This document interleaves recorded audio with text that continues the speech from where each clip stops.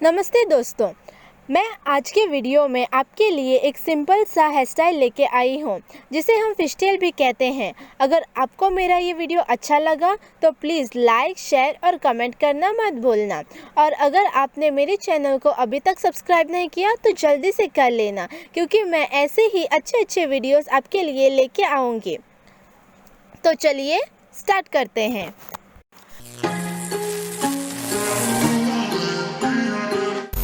पहले तो बालों को 3 सेक्शंस में डिवाइड करना होगा।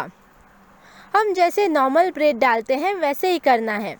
सिर्फ इसमें अलग बात यह है कि आप जब एक सेक्शन को दूसरे सेक्शन के ऊपर लेते हो तब थोड़े से बाल ऐड करते हुए जाना है।